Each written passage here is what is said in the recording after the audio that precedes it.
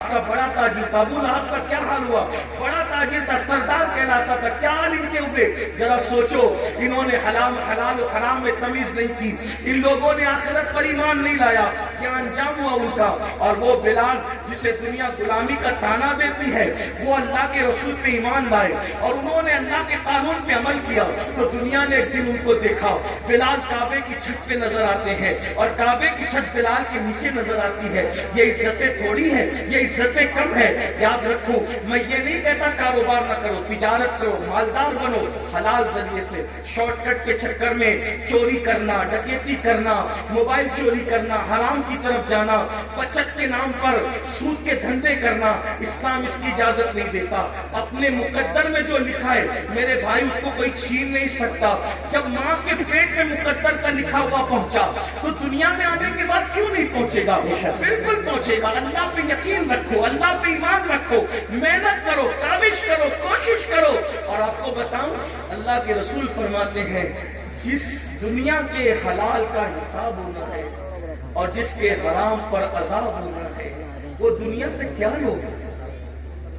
جس کے حلال میں حساب ہے اور جس کے حرام میں عذاب۔ حلال بھی ہے تو حساب دینا پڑے گا، اور اگر اللہ رحم کرے تو کرے، ورنہ اللہ جس سے حساب لے، کون اللہ کو جواب دے سکتے؟ میرے بھائی، اگر پیر کی صحیح عزت کرتے ہو نا دل سے، تو پیر کو جواب دینے میں شرم آتی، پیر سے بات کرنے میں ہاتھ کانپتے، موبائل میں ہاتھ کانپتے۔ ہم نے اپنے مرشد اجازت کو جب بھی فون کیا، ہاتھ کانپے، کیسے بات کریں، کیا بات کریں، بے ادبی نہ ہو۔ اگر مرشد سے صحیح محبت ہو تو اس کو جواب دینے میں زبان کانپتی ہے، اللہ کو کیا جواب دے؟ وہ اللہ جو کہتا ہے وَتُكَلِّمُنَا أَيْدِيهِمْ وَتَشْهَدُ أَرْجُلُهُم بِمَا كَانُوا يَكْسِبُونَ، منہ پہ مہر لگائے گا، آزا کلام کریں گے۔ اللہ کہاں ہو؟ مرنا ہے یہ دنیا میں ہمیشہ، کون رہا جو ہم رہے؟ آخرت کی تیاری کرو، اللہ کی بارگاہ میں حساب نہیں دے سکتے، دعا کرو بے حساب بخشے جائے۔ غوث پاک جن کا ذکر آپ نے سنا، کعبے کا غلاف پکڑ کے کہتے، اللہ اگر عبد القادر کے اعمال تیری بارگاہ میں قبولیت کے لائق نہیں ہے تو قیامت میں عبد القادر کو اندھا اٹھا کر۔ یہ وہ لوگوں کی خشیت۔ غوث اعظم داڑھی پکڑ کر راتوں کو روتے اللہ کے خوف سے۔ آپ دیکھیں، غوث پاک نے اپنا کوئی گھر نہیں بنا، بہت مالدار تھے غوث پاک، روزانہ نیا لباس پہنتے تھے اور اتنا قیمتی پہنتے تھے کہ اتنا بادشاہ وقت کو بھی میسر نہیں آتا تھا، اتنا قیمتی پہنتے۔ راتوں کو روتے داڑھی پکڑ کے، اللہ میں تیری بارگاہ کے اندر جب وہ کیا جواب دوں گا جب تم مجھ سے سوال پوچھے گا، حساب لے گا، کیا کرے؟ اور یہ نیا نفس کے لیے نہیں پہنتے تھے، بہانہ تھا، آج میں پہنوں گا کل کسی غریب کو پہنا دوں گا، اس نیت سے نیا پہنتے تھے۔ یہ فکر تھی۔ فرماتے ہیں کہ نیکیوں کے دفتر کو میں نے الٹ پلٹ کر دیکھا، کھانا کھلانے سے بڑی کوئی نیکی مجھے نظر نہ آئی۔ سرکار غوث اعظم فرماتے ہیں، میرا دل چاہتا ہے کہ میں اللہ کی مخلوق کو کھلاتا رہوں، کھلانے میں بڑی دلچسپی تھی۔ خدا نے ان کی یہ تمنا یوں پوری کی کہ 11ویں کے نام پہ آج بھی دنیا کھاتی نظر آ رہی ہے۔ سبحان اللہ، سبحان اللہ۔ ہر ولی کا عرس تاریخ پر منایا جاتا ہے، لیکن یہ کیا غوث اعظم ہے؟ 17 تاریخ کو کرو تو 11ویں ہی ہے، 15 کو کرو تو 11ویں ہی ہے، 21 کو کرو تو بھی 11ویں ہے، 20 کو کرو تو بھی 11ویں ہے۔ ارے ابھی 11ویں کا مہینہ نہیں ہے لیکن پھر بھی غوث اعظم کی محفل سجی ہوئی ہے،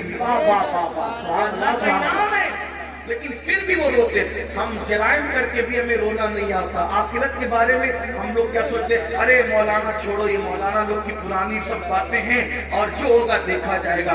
اللہ کریم ہے، بخش دے گا، اللہ رحیم ہے، بخش دے گا، اللہ غفار ہے، بخش دے گا۔ میں نے کہا بالکل، وہ قریب بھی ہے، رحیم بھی ہے، غفار بھی ہے، لیکن یہ مطلب نہیں ہے جو آپ کو مطلب نکالنے۔ رحیم کریم غفار بے شک ہے۔ کیوں؟ سیدہ عائشہ صدیقہ کو نہیں پتا تھا کہ وہ غفار ہے؟ سیدہ عائشہ صدیقہ کون ہے؟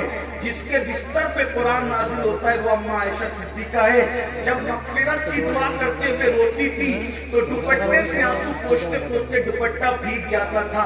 صبح کو دوپٹہ ایسے نچوڑا جاتا تھا جیسے کپڑے دھل کے نچوڑے جاتے ہیں پانی کے بعد۔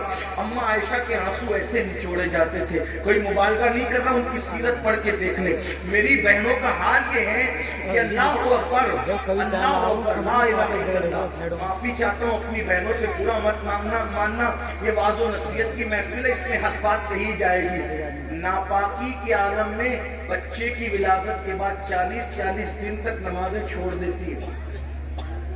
8 دن تک کے پاک ہونے کے بعد بھی ناپاک ہی بغیر غسل کے رہتی ہے. اور پھر ان کو گھمنڈ ہے کہ ہم جنت میں جائیں. جس کے بستر پہ قرآن نازل ہوتا ہے, ایسی پاکیزہ جس کی تطہیر میں, جس کی پاکیزگی اور جس کی عظمت و عصمت کی شان بیان کرنے کے لیے اللہ نے سورہ نور کی آیتیں نازل فرمائی ہیں. جس کی طہارت اور پاکیزگی اللہ بیان کرے, وہ اللہ اکبر, خدا جس کی پاکیزگی کا اعلان کرے, وہ سیدہ عائشہ صدیقہ رضی اللہ تعالیٰ عنہا رات رات پر روئے مغفرت کی دعا کرتے ہوئے, اور جن کی زندگی میں کوئی نماز ہی نہیں, جنہیں یہ بھی نہیں پتا کہ ظہر اور جمعہ کے مسائل کیا ہیں عورت کے لیے, ان کو گھمنڈ ہے کہ ہم تو جنت میں جائیں. اللہ کرے تم جنت میں جاؤ, سب جاؤ, بے حساب جاؤ, تمہارے صدقے میں بھی جاؤں, لیکن بڑی معذرت کے ساتھ اتنی سستی نہیں ہے میرے بھائیوں جنت. اور میری بہنوں, سیریل دیکھ کر کے وقت گزار رہے ہو, عورتیں باریک اور پتلے لباس پہن چکی ہیں, دوپٹے کو مفلر بنا چکی ہے. عورتوں کو نہیں پتا, اللہ کے رسول علیہ السلام ان عورتوں کا عذاب یاد کر کر کے روتے تھے. ایک دن سیدہ فاطمہ الزہرا نے پوچھا, بابا آپ گھٹنوں میں سر رکھ کے رو رہے. فرماتے ہیں فاطمہ, میں نے شب معراج عورتوں پہ جو عذاب ہوتے دیکھا وہ یاد کر کے مجھے آنسو آ رہے. میں رو رہا ہوں کہ عورتوں کو حال یہ تھا کہ ان کو ان کے بالوں سے جہنم کے اندر اوندا لٹکایا گیا. عورتوں کو باندھ کر جہنم میں اوندا لٹکایا گیا تھا, اور ان کے سر جیسے کھول رہے تھے جیسے چولہے پہ ہانڈی کھولتی, ان کے سر کھولتے میں نے دیکھا.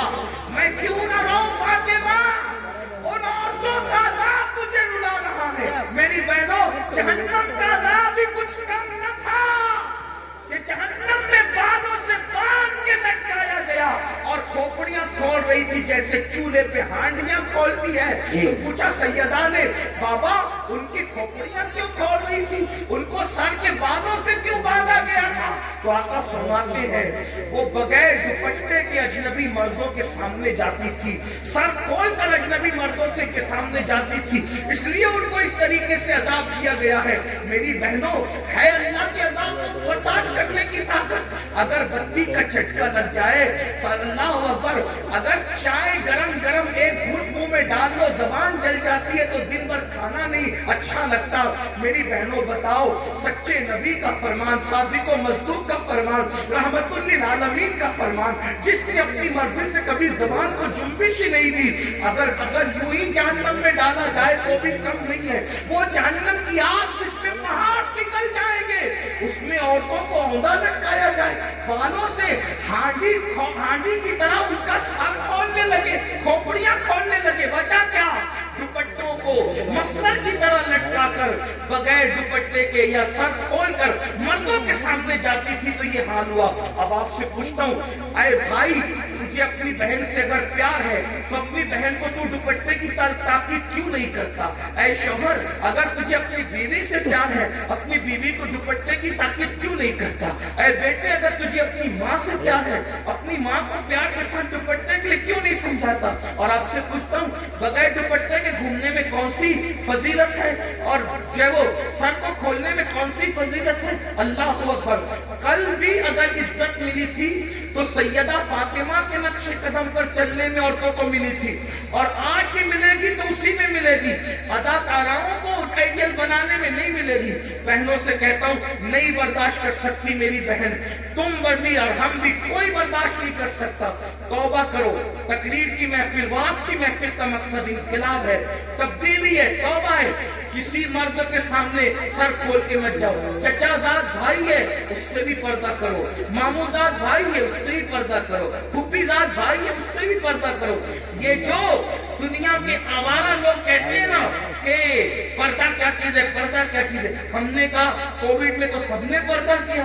کیوں پردہ کرایا؟ تو کہا جراثیم کے ڈر سے. میں نے کہا جب جراثیم کے ڈر سے منہ پہ ماسک باندھ کر کے پردہ کیا جا سکتا ہے تو یہ عزت کے لٹیروں کے خوف سے اگر کوئی عزت دار عورت پردہ کرتی تو اس میں حرج کیا؟ لوگ بڑی ہمدردیاں جتاتے رہے، جھوٹی ہمدردیاں کہ عورتوں پر کیا گزرتی ہوگی جب وہ منہ پہ پردہ باندھ کر کے گھومتی ہوگی. تو ہم کہتے ہیں کووڈ نے تو تمہیں اوقات یاد دلا دی، تو تم پر کیا گزرتی تھی؟ سب مصیبت جھیلی کہ نہیں جھیلی جراثیم کے خوف سے؟ تو یہ جراثیم کم ہے، یہ صرف جان لیں گے لیکن یہ جراثیم تو آبرو لے لیں گے، یہ جراثیم تو آبرو لے لیں گے، یہ جراثیم تو ایمان لے لیں گے. اس لیے بہنوں سے کہتا ہوں کسی کے بہکاوے میں آنے کی ضرورت نہیں. واللہ مذہب اسلام جیسا مذہب زمین پہ کوئی ہے نہ ہو سکتا. جی بے شک بے شک. یہ کسی انسان کا بنایا نہیں ہے، اللہ کا عطا کیا ہوا ہے. اور پھر میں دوبارہ اپنی بہنوں سے کہہ چکا ہوں اگر کوئی پردے میں تمہیں دیکھ کے تانا دے تو اس کے تانے کی پرواہ مت کرنا، کیونکہ ہمارے نبی کی شہزادی کی شان یہ ہے کہ انہوں نے یوں پردہ کیا کہ ان کے سر کے دوپٹے کو کبھی چاند و سورج نے بھی نہیں دیکھا. میرے امام کہتے ہیں جس کا آنچل نہ دیکھا مہو محل نے اس ردائے نزاہت پہ لاکھوں سلام. اور جاتے جاتے بہنوں کو اتنا ضرور، حالانکہ یہ بہنیں ایسی نہیں ہیں، ہندوستان کی عورتیں ایسی نہیں، لیکن جہاں تک آواز پہنچنی اللہ میری آواز پہنچا دی. اب میں اس سے دعا کرتا ہوں جب گلے میں دوپٹے کو مفلر کی طرح لٹکا کے مردوں کے سامنے جو عورت سر کھول کے جائے تو اس کو جہنم میں اوندے منہ لٹکا کر اس کی کھوپڑی ہانڈی کی طرح کھولائی جائے. تو جو عورتیں مردوں کے ساتھ، اجنبی مردوں کے ساتھ افیئر کرتی ہو، ناجائز تعلقات بناتی ہو اور پارکوں میں گھومنے جاتی ہو، فلموں میں جاتی ہو، اجنبی لڑکوں سے دوستیاں رچاتی ہو، اس عورت کا کیا حال ہوگا؟ صرف سر کھلے گئی، توجہ کریں، صرف سر کھلے گئی یہ حال ہوا تو جس نے اپنی آبروئی بیچ دی اس کا کیا کیا؟ اس لیے یہ دنیا ہے، دنیا سے پڑھ کر بے وفا کوئی چیز دیکھی نہیں. میری بہنوں آپ کو مشورہ ہے، تاریخ پڑھو. جن عورتوں کو ہلدی اور چندن اور دودھ سے نہلایا جاتا تھا، جن کے بالوں میں موتی پروئے جاتے تھے، جن کے گھگرے اور جن کے لباس کو اٹھانے کے لیے درجنوں کنیزیں پیچھے پیچھے چلا کرتی تھی، جن کو پنکھا جھلنے کے لیے درجنوں کنیزیں کھڑی رہتی تھی، جاؤ ڈھونڈو ان کی قبروں کا نشان ملے تو ہمیں بھی بتاؤ ہے ان کی قبروں کا نشان. ہلدی چندن دودھ میں نہانے والی عورتیں ہے ان کی قبروں کا نشان. لاؤ بتاؤ کہاں ہے؟ کون ان کا نام لیتا ہے؟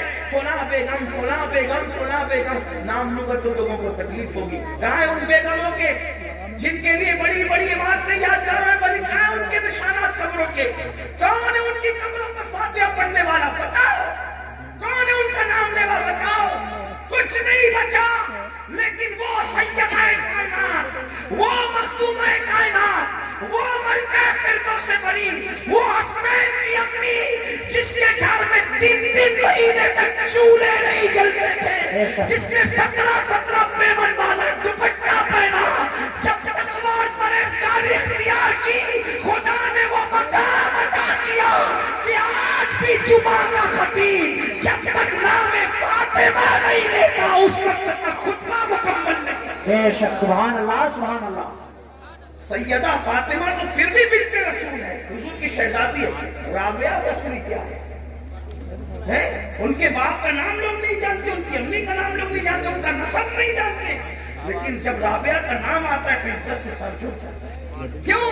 اس لیے کہ اس خاتون نے پرہیزگاری تقویٰ اختیار کیا. تو پتہ چلا دنیا کے زیور، دنیا کی دولت، دنیا کا مکان سب کچھ نہیں. آخرت کی تیاری کرو. آخرت میں جو کامیاب ہو گیا اصل وہی کامیاب ہے، ورنہ ایک ایسی ناکامی ہوگی کہ پچھتانے سے کام نہیں چلے گا. قرآن کہتا ہے وَلْتَنْظُرْ نَفْسٌ مَا قَدَّمَتْ لِغَدٍ. آخرت کے لیے کیا تیاری کی ہے. آخری رسول اللہ کا ایک فرمان دل پہ لکھ لو. اللہ کے رسول علیہ السلام فرماتے، حدیث سن لو، 40 سال سے زیادہ اگر کسی کی عمر ہو جائے، مفہوم پیش کر رہا ہوں، سن لو، اسی پہ بات پوری ہو رہی ہے آج. 40 سال سے زیادہ کسی کی عمر پوری ہو جائے، نہ اس کے پاس توبہ ہے اور اس کے گناہ اس کی نیکیوں پر غالب ہے. یعنی نیکیاں کم کرتا ہے، گناہ زیادہ کرتا ہے، توبہ بھی نہیں کرتا، آقا فرماتے ہیں وہ اپنے آپ کو جہنم کے لیے تیار کر رہے ہیں. تیار ہو جاؤ جہنم کے لیے. جہنم کا وہ عذاب جس میں پہاڑ بھی پگھل جائیں گے. جہنم کا وہ عذاب جس میں فرشتے جو عذاب دینے کے لیے وہ گونگے اور بہرے ہیں. وہ ماریں گے تو آواز بھی آپ کی چیخ پکار کی لوگوں کی سنائی نہیں دے گی. ایسا عذاب ہوگا نہ کسی کان میں سنا نہ کسی آنکھ میں دیکھا. اس کی حقیقت کو مکمل طور پہ بیان نہیں کیا جا سکتا. آقا ارشاد فرماتے صلی اللہ علیہ وآلہ وسلم کہ اللہ کے عذاب کو جو میں جانتا ہوں اگر وہ تم بھی جاننے لگو تو تم ایسے پگھلنے لگو گے جیسے نمک پانی میں پگھل جاتا ہے. ایسے پگھلنے لگو گے. عذاب کی حقیقت اگر تم پہ واضح ہو جائے فرمایا تم گوشت کھانا چھوڑ دو, اچھا لباس پہننا چھوڑ دو, مسکرانا چھوڑ دو, ہنسنا چھوڑ دو, اور تمہارا حال یہ ہو جائے کہ جنگل میں پاگلوں کی طرح پھرتے رہو, کسی سے بات چیت نہ کرو. یہ ہے عذاب الہی پر پردہ ڈال کر کے جو ہے وہ اس کی حقیقت کی طرف اشارہ بھی کر دیا گیا اور ہمیں واضح طور پر بھی بتا دیا گیا کہ خدا کا عذاب برداشت کرنے کی طاقت نہیں ہے. انبیاء روتے رہے, اولیاء روتے رہے, صحابہ روتے رہے. سیدنا صدیق اکبر جن کا یہ مہینہ چل رہا ہے 22 تاریخ کو ان کے وصال کا دن ہے, جمادی الاخر کی 22 تاریخ. صدیق اکبر کہتے تھے پرندہ کتنا خوش نصیب ہے. لوگ کہتے تھے پرندہ خوش نصیب ہے, آپ کہہ رہے ہیں آپ کتنے خوش نصیب ہے. فرمایا افسوس یہ پرندہ مر کے مٹی بن جائے گا مگر ابو بکر کو اللہ کی بارگاہ میں جواب دینا ہوگا, رب کی بارگاہ میں حساب دینا ہوگا. افسوس ابو بکر کہاں سے لائے گا جواب دینے کی طاقت, اللہ کی بارگاہ میں منہ کھولنے کی طاقت کہاں سے لائے گا. فاروق اعظم کہتے تھے کاش میں پرندہ ہوتا اور کوئی ذبح کر کے کھا لیتا اور میرا قصہ تمام ہو جاتا, بھولا بسرا ہو جاتا تو اللہ کی بارگاہ میں جواب دینے سے بچ جاتا. حضرت عثمان غنی کہا کرتے تھے کاش میدان محشر میں جواب نہ دینا پڑتا. مولا کائنات رات کے آخری حصے میں کون لوگ ہیں میرے بھائیوں جن کے نام سے مصیبتیں ٹلتی ہے. مولا علی رات کے آخری حصے میں اللہ کے خوف سے ایسے تڑپتے تھے جیسے کسی کو سانپ ڈس لے وہ کیسے تڑپتا ہے ویسے مولا علی تڑپ تڑپ کے روتے تھے اللہ کے خوف سے. ہمیں کیا ہو گیا ہے, نہ نیکی ہے, نہ نیک اعمال ہے, نہ نماز کی توفیق ہے. سب اپنی مرضی سے اپنی طبیعت سے زندگی گزارنے, آخرت بھول بیٹھے. آخرت کو مت بھولو, جلد قبر میں جانا ہے, جلد میدان محشر میں جانا ہے. اللہ کو راضی کر لیا تو دنیا سے بہت بہتر ہے آخرت. والآخرت خیر وابقیٰ, آخرت بہتر بھی ہے, باقی رہنے والی بھی ہے. آخرت کی تیاری کرو, آخرت کی فکر کرو, نماز کی پابندی کرو, نماز شروع کرو. یہ مت کہو کہ نماز کو ٹائم نہیں ملتا, 10 منٹ کا ٹائم لگتا ہے ایک وقت کی نماز کے لیے. نماز جاری کر دو, نماز شروع کر دو. آج سے پہلے جتنے گناہ کیے ہر گناہ سے توبہ کرو. اللہ پاک مجھے آپ سب کو توفیق عطا فرمائے. گفتگو کے درمیان کوئی غلطی ہو تو اللہ معاف فرمائے. استغفر اللہ ربی من کل ذنب واتوب الیہ وما علینا الا البلاغ. السلام علیکم ورحمۃ اللہ